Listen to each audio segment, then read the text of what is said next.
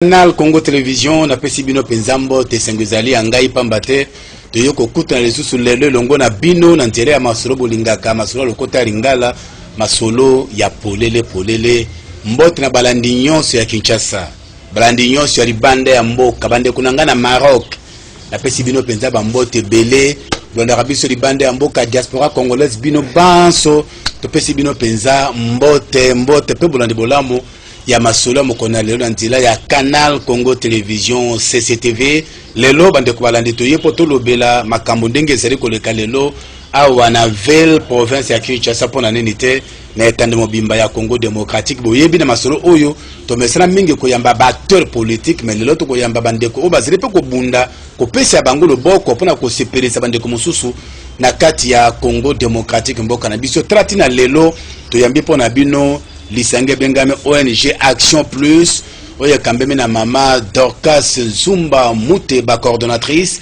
elongona bandeko ina bango to kosolola na nzela ya masolo ya polele à tout seigneur tout honneur to bandra mama Dorcas mbote mama mbote papa Floré bonio mama kimezali papa yonde mokambi lisanga onyonso Action Plus ONG oui ngai nde coordonnatrice na yango kombo na ngai ezali mama Maggie Dorcas Nzumba Muteba nazali coordonnatrice ya ONG Action Plus ONG oyo to soki pakana basi bakufela mibali na bana bitike voilà soki na koyiko loba bongo tozali lisanga oyo do na yenga moko telelo na ena équipe na nga mobimba donc tozali wana voilà merci basungaka kaka basi bakufela mibali na bana bazanga baboti mobala akufela mwasi ndi azana place te pana bino et mobile akufeli mwasi to sungaka ete pourquoi parce que lelo soki mobile akufeli mwasi famille ya mwasi ko ya ko benga na mbali na kata ndako te famille ya mwasi ko tia mobile matata te mais mwasi nde soka akufeli mobile yende mutambe marangambo c'est pour cela to zawana pona ko sunga bango. Très bien. Bozana pona ko sunga bango ozeya mokoto yo polo biango ozana bandeko baza gauche droite rapidement baza banani secrétaire général mais to bandina oui d'accord présente toi. Oui, merci papa Flori pour la parole et puis pour l'invitation. Ngai na bengami na kombo ya monsieur Israël Mandaka naza chargé à relations publiques na kati ya ONG Action Plus. Israël Mandaka, voilà. Mandaka et non Mandaka. Ouais, Mandaka. Voilà, papa Nabiso. Oui, papa Flori, merci pour l'invitation. Naza, secrétaire général ya ONG Action Plus. Comme on a dit, Alain Kitumbwasi. Donc, Naza wana pour na makambo etali gestion pour na ONG Nabiso. Et on a profité pour nous représenter bandeko. Merci beaucoup. Surtout pour bazana simana biso ko simana bino. Nous avons formé équipe mobimbezalia wa. Nous allons comme na kui koloba na administration na biso to na hiérarchie, nous avons la coordination donc la coordonnatrice, nous avons la vice-coordonnateur, nous avons la secrétaire générale, nous avons la chargée à relations publiques de connexion Israël et puis nous avons la trésorière na biso, nous avons la chargée à communication, nous avons la bandeko na biso bandi moko nous avons la dès qu'on a biso to vengi maman Marthe la chargée à social et puis papa Giscard il a chargé à sécurité à ONG na ya maman et puis tout dans dès qu'on a biso Christian il a rapporteur tout dans dès qu'on a biso Sylvain la chargé à projet au Italie biso na ONG Action Plus tout ça dans dès qu'on a biso mususu o to vengi Jonathan il a chargé à presse dès qu'on a biso grâce monte pas venir pembeni il a chargé il y a trésorerie ONG Action Plus donc à la trésorière donc c'est un peu ça bienvenue et puis soit la équipe de sécurité pour la ONG Action Plus donc c'est un peu ça c'est vraiment équipe bien organisée.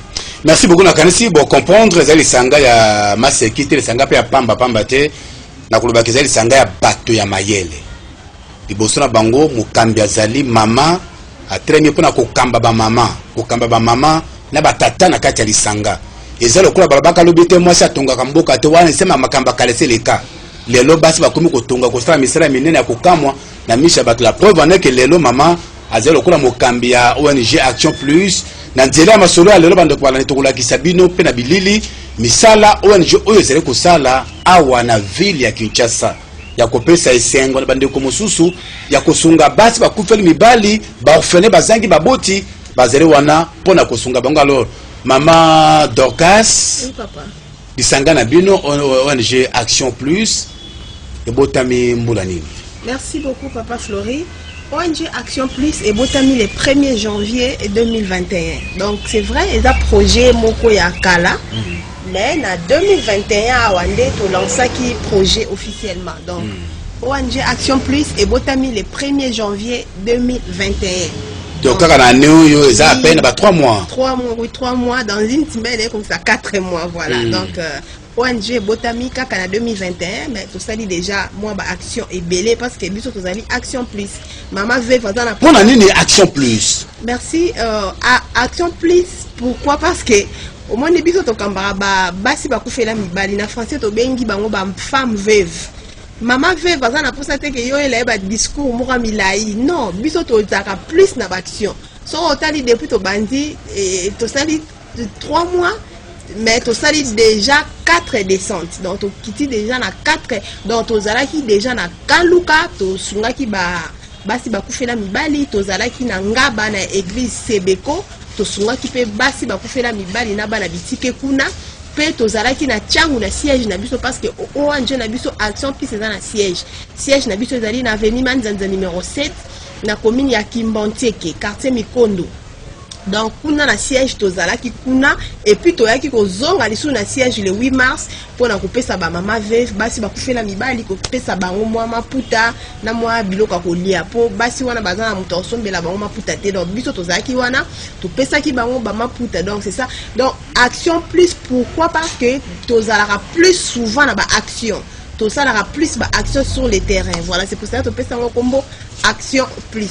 Merci beaucoup, Maman Magui Dorcas Zumba Mouteba, Monsieur le secrétaire général. Mutuna moko pe pai nayo. Bisanga lokola oyo.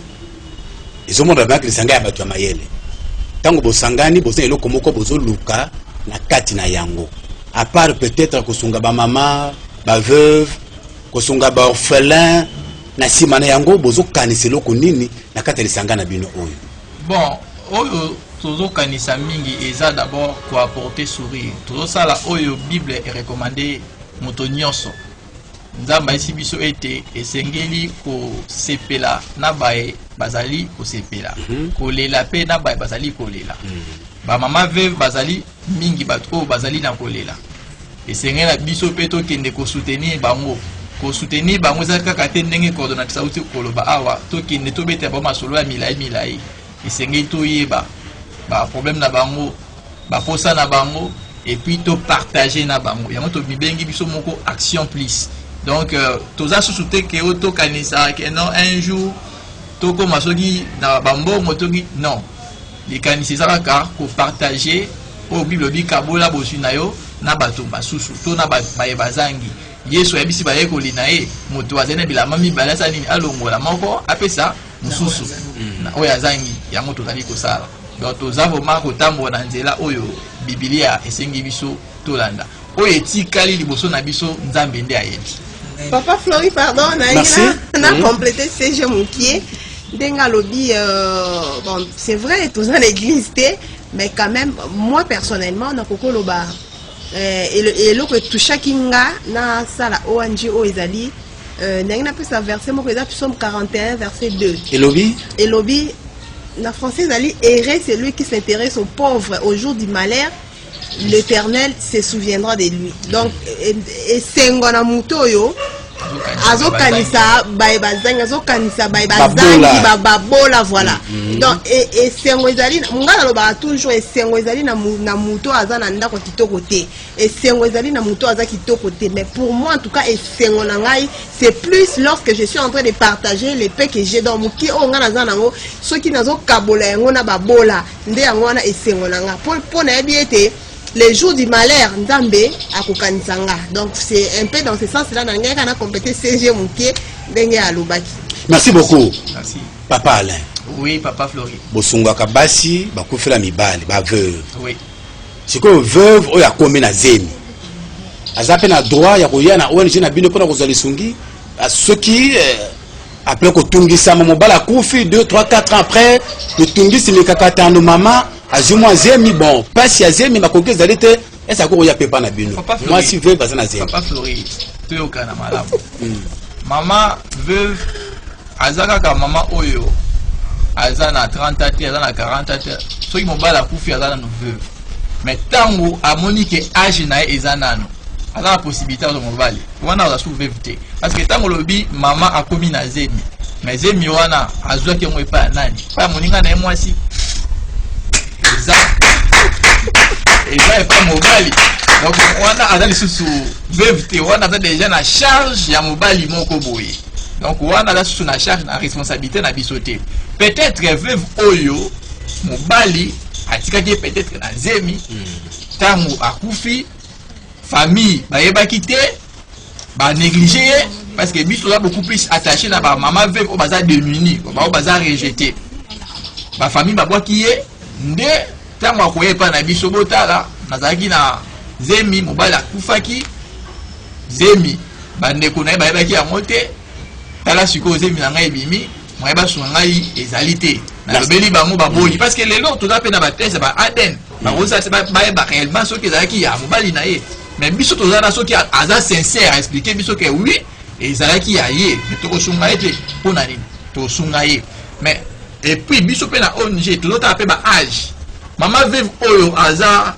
na 40 ans comme j'avais dit moins de 40 ans attends non na nzoto makasa ko sala musala mais oyo a dépassé so botel ba image bo mona beaucoup plus baza ba mama mikolo o baza ba 55 ans ba 60 ans des fois aussi ba 70 ans voire même 90 oui 90 ans voilà même 90 ans donc ba mama o baza vraiment démuni oyo azangi atali pa kolia na tongo na bana naye eza batu wana oyo biso tozo kanisa ndenge nini ya kosunga bango ndenge nini ya kosunga ba œuvre na bango to soki asalaka mwa eloko mwa mukie to luka to matisa œuvre na ye eza pesa loboko na mozangi ndenge mama lobi na tango ya pasi kolo pa kozanga te kokanisela yo jeri ya mboka ekoli tokende kasi na siège ya ONG na Tchangu na Kimbonseke na Avenue Manzanza na karesi na nzela bilili batu kolakisa biso ndenge kani bandeko bakitaki kuna jeri ya mboka ekoli pesa biso bilili wana ya Tchangu mama ameka koyebisa biso ko expliquer biso nini elekaki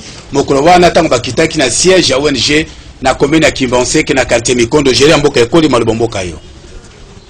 Voilà maman. Merci, oui papa Flori nazomona ba image vraiment tozaki les 8 mars tozaki na Tchangu na siège na biso parce que ONG na biso action plus ezali na siège ou dans la siège yebani avenue Manzanza numéro 7 quartier Mikondo commune ya Kimbonseke donc tozalaki wana les 8 mars pona ko kabola na ba mama maputa pe ko pesa na ba mama moi eloko ya kolia donc tozalaki wana les 8 mars donc ba image ya wana bozomona donc tozali ONG oyo tozo travailler pona ko sunga basi bakufela mibali au-delà ya kosunga kopesa mwa liputa mwa sukali mwa molangi ya mafuta mate ya pesa makate pe ya ba mama oui to pesa ka mate d'ailleurs d'abord ceux qui to kiti to kabola na mama nyo surtout ba cache ne donc to mandaka toujours na wana to conscientiser na ba mama que va se protéger contre le coronavirus parce que le coronavirus est une maladie réelle ou ezali ko exister donc to conscientiser na ba mama to kabola ba cache to conscientiser na ba mama ko sukola maboko ko se protéger et après on a topé ça maman ba conseil ba tuna ka biso pe mituna biso pe topé ça kana bango biano ba tuna ka mituna donc to répondre ka bango na sima wana to TikTok ka vraiment tamba loba ba expliquer ka biso ba problème na bango maman nyo soto loba ka ndenge ba bengana ye ndenge tango fait tango bala kufaki peut-être ba boaka ki libanda ba néglige donc parce que to za na ba témoignage vraiment belé il y a ba maman oyo bazali konyo kwa manasimaliwa mibani na bango donc je peux dire peut-être 10% papa Flori va se retrouver un peu mieux na simaliwa ya mibali vraiment 90% des femmes après le décès de leur mari bazo souffrir makasi toza na ba témoignage ebelé vraiment ya ba mama bazo loba na biso makambo ya ndenge na ndenge makambo ya somo c'est pour cela biso na ONG action plus toza wana pona ko sunga ba femme ba kufela mibali na mwa mukie oyo toza na ngona éviter CG soki aza na maloba ngobakisa ouais exactement c'est que maman coordonnateur bana koloba ONG Action Plus et ça quand tolobi beaucoup plus eza ba action tozali nango penza ya mingité kasi eza kaka bolingo o nzamba tie biso na motema pona kosunga bae bazangi soko tali biso ko mona mon papa Flori nous sommes encore très jeunes tozo sala pona ko sala oyo biblia etini biso to sala toza nango mingité kasi na mokie oyo nzamba pesa ka biso to sala nini tokei to kaboli na ba mama. Très bien.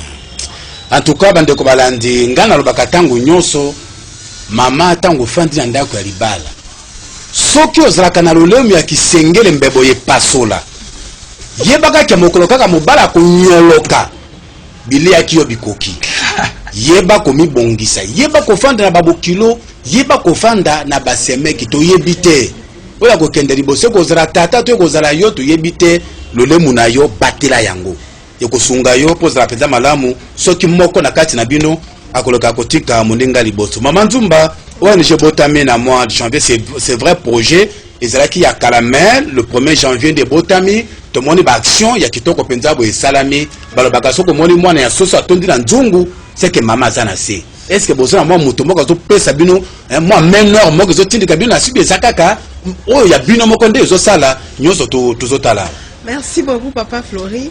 ONG Action Plus tozali ONG o tozo sunga basi bakufela mibali na bana bitike parce que na mboka na biso lelo papa Flori kaka nde na loba toujours moi c'est sera kufeli mobali akomaka abandonné akomaka délaissé batika ka ye moko moi c'est na komaka moi moko ya mawa c'est pour cela biso toza wana to sunga ka na sunga na to sunga ka basi wana biso moko te po c'est vrai na ebandeli to bandaki vraiment na makoki na biso moko parce que tozaki na ba moyen te to bandaki na ba propre foi na biso moko po ezaki idée déjà ezalaki te na bite na mwa muke na za nango na banda na sungaka ba mama veuve mais nzambe wana loko azanza mama watika bana na ete nzamba tikaki biso te tozui y a quand même quelques partenaires oyo ba sungaka biso toza na papa Francisco à partir ya Suisse yende vraiment muto sunga biso makasi na koloba to zali pe na to en passant par ndeko ya Suisse to sibino penza bambote bele kuna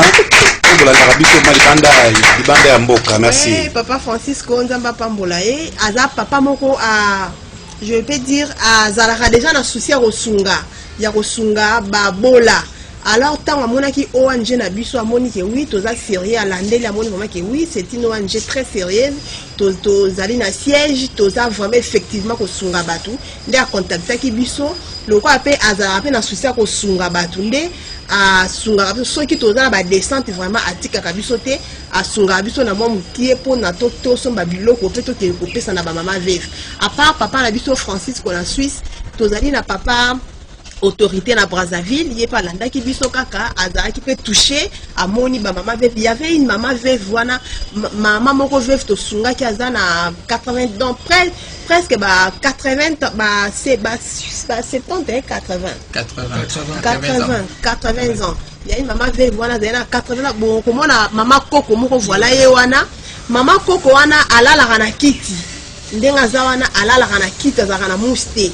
Alors tant mobali na ya kufa abeteli biso pe lisolo na ye bandi ba famille mobali ba boka ki libanda ndenga zana avant da pa koko na ye alala kana kiti donc to pona ye musse zate de toko zate alala kana kiti avandi ka bwala libo petit tongo.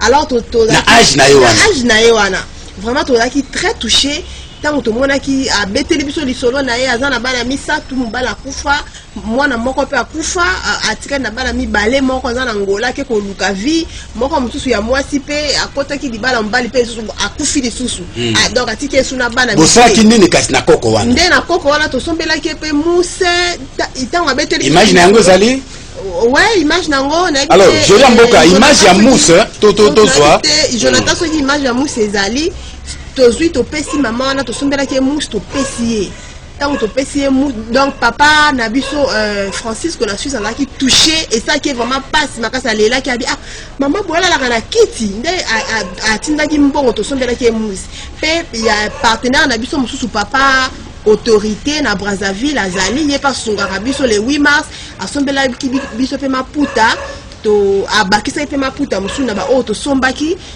donc toza quand même na moi bato o basunga bato batutisama papa autorité zali to na papa na biso Feli Kayembe yepe asunga biso pe na mo muke donc voilà donc tozo travailler biso mo côté parce que tozali na makokité il y a quand même des gens oyo bazo za la toucher bazo sunga biso na mo muke pe elongo na bango tozali ko tozo mona maputa wana je crois il y a le 8 mars oui maputa wana ezalaki le 8 mars to pesa ki na ba mama veuve maputa to somba ki maputa to pesa ki na ba mama veuve to sunga ki bango parce que ba mama wana vous savez papa Fleury na mama moko alobi na ngabi mama Dorcas mobali na nga kufa depuis 2005 mais depuis 2005 ti lelo nanu mutu akabela nga pièce elambate donc eza mbala donc depuis mobali na ya kufa po na ye ezali imbala na ya liboso mona mutu azu pièce elamba bo apesi vraiment mama wana alela ki donc atangisa ki vraiment ma ya misu na kozwa pièce elamba wana donc to sala rango bongo na baso bakufela mibali les oh to le bana français les maman veuve démunie hein ba oh vraiment bazanga vraiment na ba fin fond ba oh vraiment bazanga ata lipa kolia na tongo nde biso to sungaka ba musalo ezali musala moko pasi to sala rango biso moko te eza na ba partenaire ba sungaka biso pe na profiter devant caméra na yo kosenga na mutu nyoso to ya mutema malamu oya kolinga kosunga ONG Action Plus na nyoso oza nango ezala elamba ezala misolo donc nyoso oza nango toyambaka yango mpona kosunga ba toyo bazangi donc ba bola. Merci beaucoup maman Dorcas. Après Tchangu na siège ya ONG bokitaki lisusu wapi? Après Tchangu tozalaki na Kanluka to sunga ki pe ba mama veuve Kanluka. Alors Géry mais quand le kabiso ba image ya Kanluka ce que zali on peut sabiso yango tozalaki na ngaba na église Sebeko na église Sebeko pe tozalaki kuna to pesa ki ba mama veuve ya église Sebeko moi biloko kolia mafuta uile loso sukali madesu masangu biloko wana to pesa na ba mama veuve mais papa Fleury na koloba ete ONG na biso Action Plus to suki karate na ko kabola na ba mama veuve biloko ONG Action Plus ezali na ba projet misato to ana projet à court terme c'est ce que nous sommes en train de faire en fait tozo somba biloko ko lia to pesa na ba mama veuve ba lié pour nzala mais deuxième projet na biso ezali projet à moyen terme ezali ke toza na projet dans ONG Action Plus eza na projet ya kotonga ba centre de formation donc mikolo ezoya na siège na biso tokotonga ba centre de formation pona kobanda ko pesa kolakisa na ba mama veuve misala tokolakisa na ba mama na bana na bango lolenge nini ya kosala mapa ya kosala gâteau ya ko kangasuki ya kotonga donc kosala couture esthétique eza ba projet o ezali à moyen terme donc à court terme en fait donc to iza nango les jours qui viennent to kotia ngo en application donc eza bon et puis projet misa ezali projet à long terme o ezali ko héberger ba mama veuve lokola mama veuve wana ya 80 ans azo là la pas koko na ina kit donc azata na place ko la te ba genre ba mama veuve bongo ba vraiment ebele ba ka bongo eza ebele to wer ko kutana nango mama veuve mosusu donc azana na place ko vendre te donc plus tard to sala ba salle moko lo lenge nini ko héberger ba mama veuve wana. Donc voilà, c'est je qui a dans likambo bakisa. Ouais, vraiment papa Fleury tout ça vraiment na makambo ebele tout ça na mon habité ma tout ça na pour ça to concrétiser yango ndenge coordonnatrice auti koloba par rapport à ba partenaire nous appelle na ba pasteur mususu awa na Kinshasa oyo des fois tant tout ça na ba descente to contactera bango ba ya bonne volonté ba yambaka biso soki pa za na moi quelque chose asungi pe si biso pe to kei ko kabona bongo ngana lobaka mingi. Omoni papa Fleury batu mingi bakota na ba bar, ba terrasse, na ba boîte de nuit. Des fois que accueillir à dépenser $100, $200 comme ça, mais à gagner le comment voter. À gagner le côté de nuit, papa. Montakote na boîte de nuit. Mais papa, nzamba ko pambo. Ah, ça m'a solo pour le papa. Na côté na boîte de nuit, na dépenser 100 en retour, papa. Na kozanga la côté. Continue, papa. Kasi papa Fleury, tango kozwa wana so kozwa ni menzama ko pambola ote. Tango pesi mobola, nzamba okanisela o. Ngai na la rappel na ngambingi na batuana. Oya ki ndaka koti na terrasse aki a dépenser mbongo na inutilement. Na simara mbongo na lango ya komi kotambola kola mutu mo na connaissance te. au lieu okende ko sala ba dépense d'une manière abusive et puis inutile. Vous contacter ONG Action Plus. Ce qui n'a comprendre bien de quoi là, au lingolo ba ceux qui m'ont kamati par exemple un solo naïe. Oui. Aloni yango na nzoto ya mobola. Ils ont un bénéfice pour la bombe ya mutu wana. Yo kasi ko papa Flori. Omoni moto oyo akabeli mobola. Nzamba ko bakisela d'abord un vie, longévité. Nzamba ko épargne un accident moko batu bokota ki na mutuka, usali accident bino nyonso tout kaka yo moko biki. Nzamba batela biso na makambo ebele. Ezaka na bola moto salaka. Na oli o dépensera mbongo na di manière abusive et inutile. Tant mozo pesa epa ya moto o ya zangi pour perdre l'eau mon côté. Nzamba ko se souvenir na yo. Donc moi je lance beaucoup plus mes appels à ces genres de personnes là batouana oyo ba dépensera mbongo na bango inutilement. Parce que tout ça même awa na kati ya Congo na ba autorité belé, to na ba député, to na ba ministre o bazala ba mbongo ba construire ba immeuble mutu mo construire immeuble 5 10. Mais na sima na qu'est-ce que vous gagnez? Omoni na loba kelo ko moko o to lonaka awa na mukili mabele melaka yango. Mutu oyo to nga 10 immeuble et rejoindre nyonso nini et mais tant oloni opesi mutu azangi eloko oloni pa nzambe. Na loba so eloko moko papa Flori. Mutu soki na mukili ne to zabo oyo to tsaka mabonza o to kabela rabato za kola to sala e konzo pa nzambe. Tango ko kufa okende bwena lola ba biso ke o ba dai ko kabela batu wana o ko vivre na yango. Donc ONG Action Plus et pour vivre sans problème. Donc dans l'eau on batu pas membre de ONG Action Plus pas pour vivre sans problème. Merci beaucoup. Merci. Merci. J'ai amboka na moni mama azolo bawana to zo na muketo yoka mama wana azolo banini tamba kaboli bango maputa ngana benga yango mapopela. Ba kabeli ba mama mapopela. Mama wana alobaki ne j'ai amboka ekoli. Zongi sabiso image ya mama wana. Akokosa biso lokola batata o bakosa biso na ba mama o musu. Mais topesi e pouvoir moko te, topesi e loko moko te, tomoni mwana muki azanga no mai na nzoto. Azana na mayele na kati ya cerveau na ye. Aye kozongela biso. Papa, yo zali tata mawa, yo zali papa bikamwa. Place nyonso ya kopeta porte pona kokota na koluka pona kosala musala ona ngela ba mama. Na sengi ke papa chaye liboko. Weka leka na kosala pona koluka solo. Voilà, Géry Amboka Ekoli, merci beaucoup Christian Banzolo, merci beaucoup pour na maloba maman na biso wana to moni ndenge maman lobi batu baya kebele bakosaka bango bapesaka ba promesse bakokisaka yango te mais ONG Action Plus baye bakokisi ya bango. Est-ce que bokokoma pe bongo te pamba te bande kebele ne bande bazala kaka boy bayaka moto lokola afdel mais na sima bakoti malili ndenge kaka ezalaka na Kinshasa. Papa Flori na sengi na répondre na je vous en prie. Pourquoi omoni vie eza par rapport à vision na détermination. ONG Action Plus aza elo monte alotambola na mukie pe na ngolu ya nzambe. C'est pour dire avec l'état soki tango aza na mukie apesi. C'est biblique te. Soki oza na monda bokabol bon tango ozebele okena mosuwani. Okabola kaka mutu amesa okabola okawanyeka mais mutu amesa na okabate awsani. Aokabapeti, c'est ça. Donc, les projets, comme nous avons dit, nous avons des projets à court terme, à long terme. Vous voyez, à moyen terme aussi, comme j'avais dit, voilà. Donc, tous en habitude, on a pour ça qu'un jour, ONG Action Plus et Van la Kimia, et la action, et vous avez la plus, ce pour ça s'appelle multiplication. Un jour, peut-être que de multiples candidats députés. Ceux qui n'ont pas ligné, agobima, pour la unité. Parce que souvent, pour que Moutou abima candidat à la volonté n'a été, Moussa cause à la volonté à Batou. Alors, but, toi, on a posé à mon lobeli. Toi, on a posé à mon tomo à l'obéla kabiso, ma veuve. Toi, on a posé à mon tomo à l'obéla kabiso, ma otozanga bisiki à Gola na Congo. Toi, on a posé à mon tomo à l'obéla biso, ma oyo, tozanga bilo Golia na Tongo. Akopona Batouat. Merci. Papa Flori, pardon, on a complété ce jeu qui est rapide, ça rate une minute. Dans mon tour, nos lobby à politique. Papa Flori, ONG Action Plus, et ça ONG Action Plus, égotique à la ONG Action Plus. Donc, attends, l'élo, c'est jasali politique, abimi député, et l'ingi kolobate que ONG, d'engeza wana ego longwa, ego, et donc, en fait, ego koufate.